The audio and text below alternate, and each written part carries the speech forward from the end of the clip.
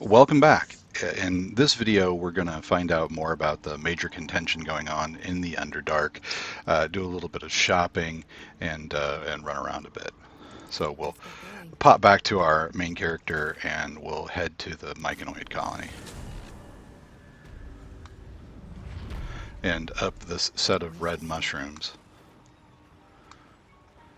we're going to run into this injured gnome. Seems like a good moment to talk. Don't.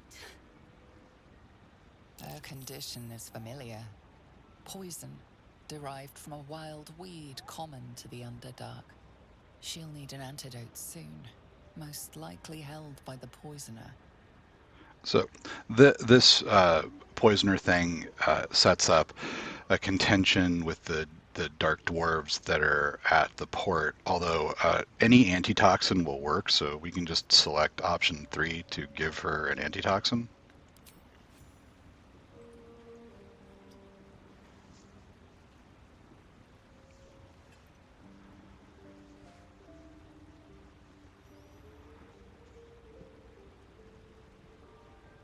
Ah, gods. Whatever that is, I needed it.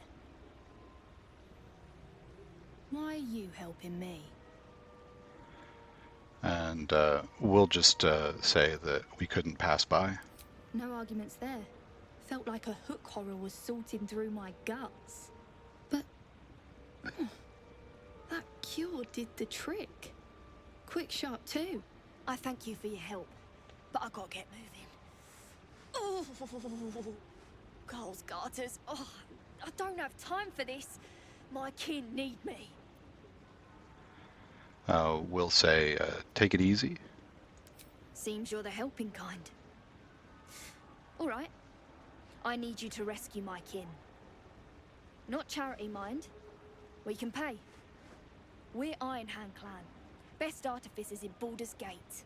We were on an expedition down here when the Dwergar snatched us up. I got away, but not the others. The Greys have them digging out some old ruin across the lake. And we'll just agree to help. Thank you. Only wish I could go with you. But here... I nabbed these boots from the Greys when I ran. I'll feel better knowing you're using them to kick some Dwergar ass. I'll mark where I made my escape, and wait here, I suppose. Not much choice, eh?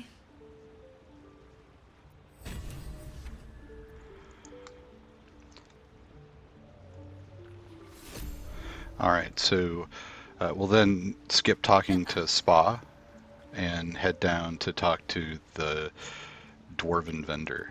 The reason we're skipping talking to Spa is that it'll cause Glut to come over and start talking to us, and we'll just skip that for now and come back and do it later.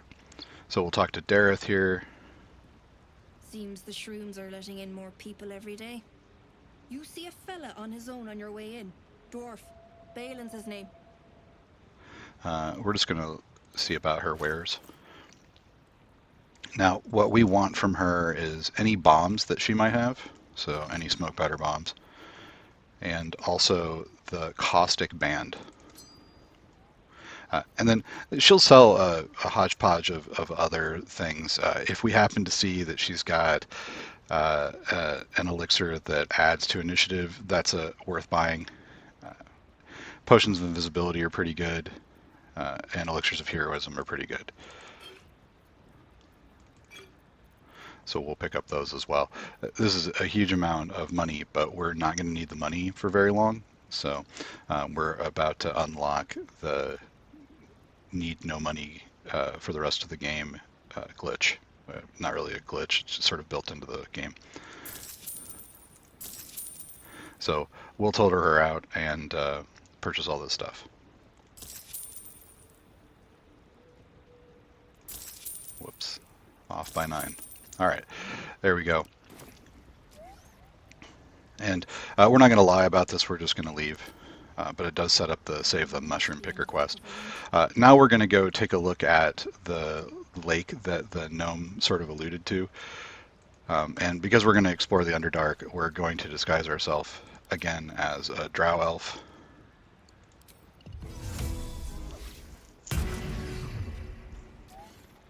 And we'll head back to the Myconoid colony waypoint and head down the other way.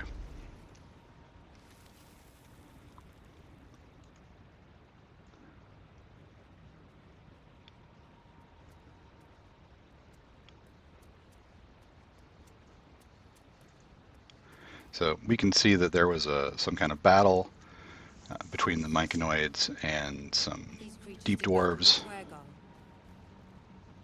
and our characters are sort of commenting on that. We're going to come down to this entrance to the village and loot this deep gnome for a magic sword, and climb down the netting. And this deep gnome has sort of an interesting item, a broken wand of fireball, so it'll drop a fireball at your own feet rather than allowing you to aim it, but it's worth a little bit of coin, so we're going to pick that up and sell it. And we'll run over here. This little area has got a book written by Wolbrin, so we can see what Wolbrin was up to if we want to get some backstory. We're also going to grab this waypoint, and while we're disguised, we're going to introduce ourselves to Gek Cole and his compatriots.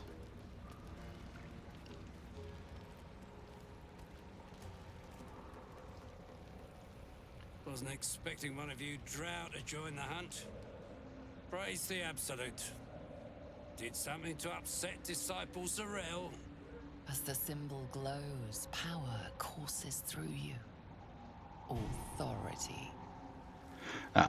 This reference to Disciple Zarel is a character you meet in Act 2, so I sort of like some of these interactions where if you're replaying the game, it will make more sense why people are here and doing things. We're, again, not going to use the Oath of Wisdom option, we're just going to deceive him. We still have Eagle Splendor from Shadowheart running.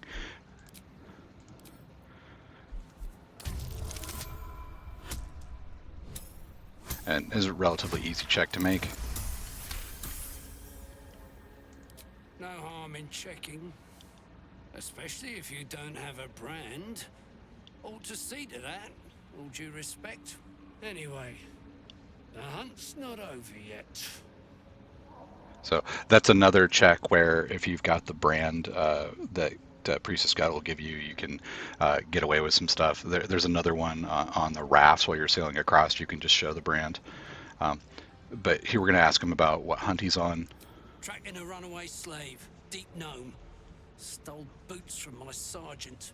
I'm to kill the runaway, but she's holed up with myconids. Can't get past those rot flowers. They get in your head, make you see things. Half my squad jumped off a cliff, laughing. And we'll just say that we're going to help. Good. Can't let some runt make fools of the Absolute's warriors. I'll keep watch here. No, might make a run for it. Now, we've already got the sergeant's boots on us, so we'll just climb the ladder.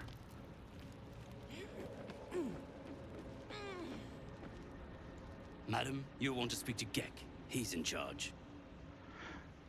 They're all sort of deferential because we appear to be a drow working for the Absolute. This is interesting as well. You can see that this guy is normal sized. Well, this guy is giant sized, and you can see that he's enlarged on his attributes. So we'll talk to Gek again. Get the leather. I ain't wasting more words on you until it's done. We'll say that we've got the boots. What a hunt. Maybe you'll find a belt next. Right. I'll mop up here. You get across the Ebon Lake. Find Sergeant Thrin. She'll reward you.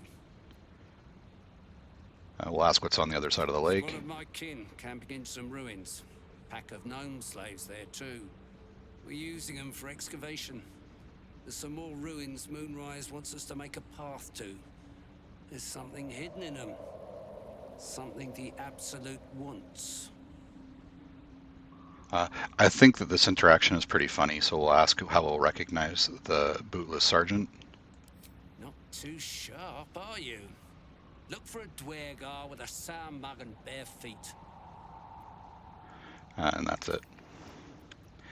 All right, so part of the reason we introduced ourselves is that all of these dwarves start invisible, but because we have talked to them, we now can see where they're all at.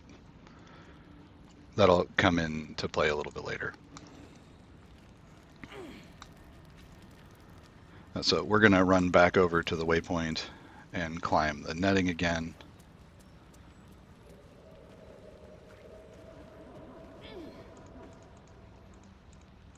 And proceeding past, we'll run up this hill and jump into this area. Now, these torch docks will explode if we get too close to them for very long, so we're just going to clear them out. Another day, another fight.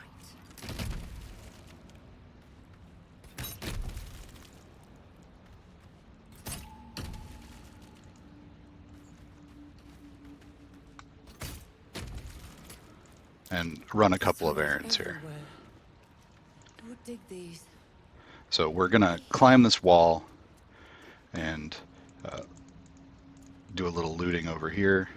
So there's some spider webs that are blocking a chest, and you can shoot these, burn them, whatever works for you, and come in. Now we're going to open our book bag because we found another book that will grant us inspiration when we need it. That's this book right here, on educating the faithful. So we'll just put it in our bag rather than read it. And we've got this locked chest, and I'll go ahead and try and unlock it since Asterian's not in the party.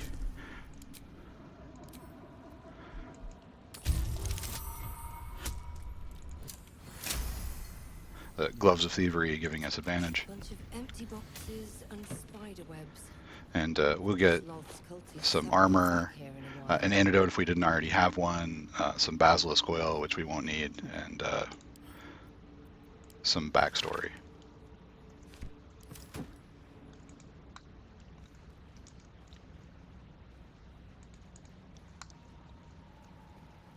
Now we'll run over here and try and get a shot in on this.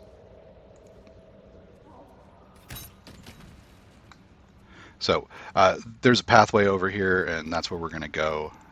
We can jump across the mushrooms here, or just jump down with Featherfall.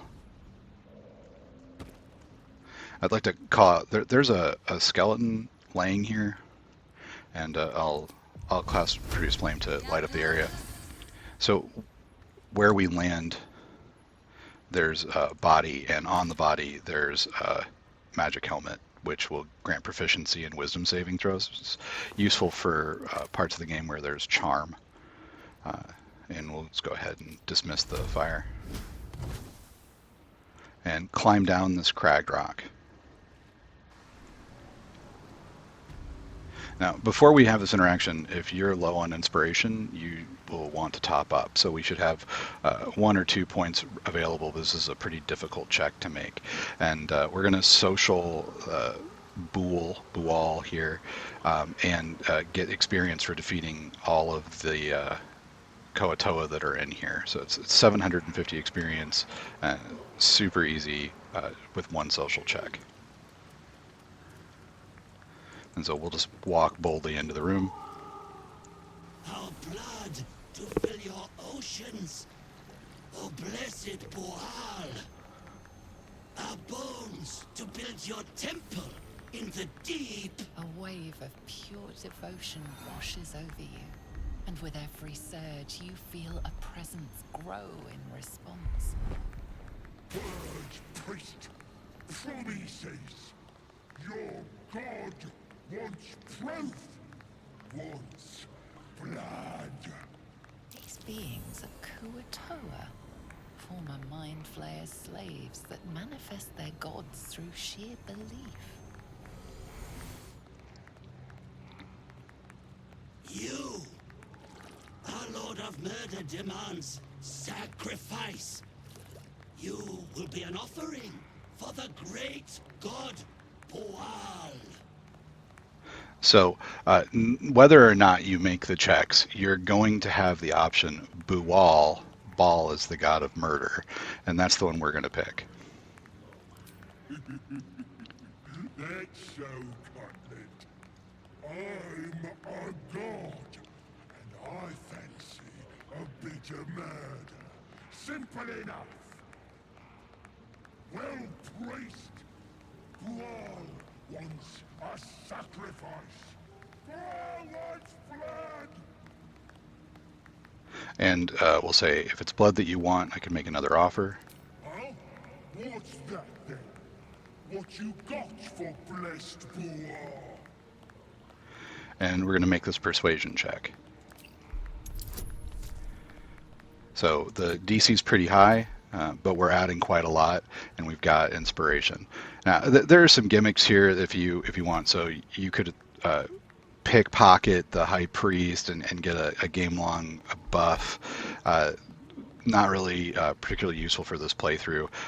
We just want the experience. So we're going to go ahead and roll. And we made it. And you should as well. And if you need to use inspiration, feel free to do so. That sounds like a lot more blood. A lot more mess. Good. Go then, Chosen. Tell the Surface Ball BOOAL is coming. And so you don't forget. Here, this blade is my tongue. And I want a taste of every life you take. All right, so we can see we got a ton of experience for that interaction. And we will never use the sickle, so we're just going to leave these folks to do their bidding. This barrel over here has got a little bit of money in it, so we'll grab that and then head back out.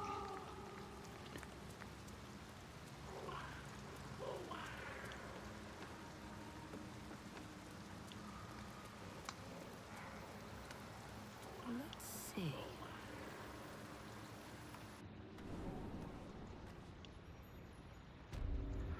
And we'll jump out the way that you might come in most of the time, so just across the mushrooms.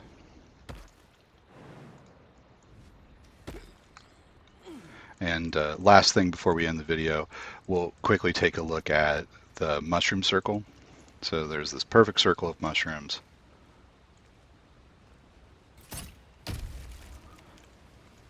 Which can act as a transport. Cow and some skeletons. I wonder what happened.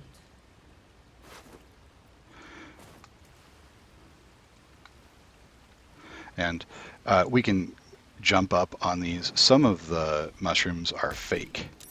So you can see that they'll disappear.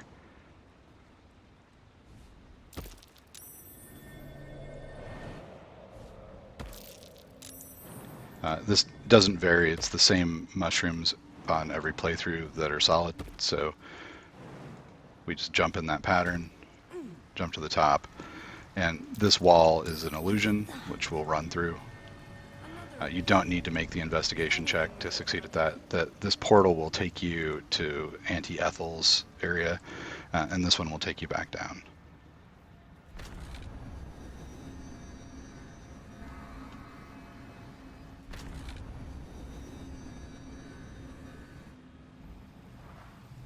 All right, that's it for this video, and I will catch you in the next one. See you there.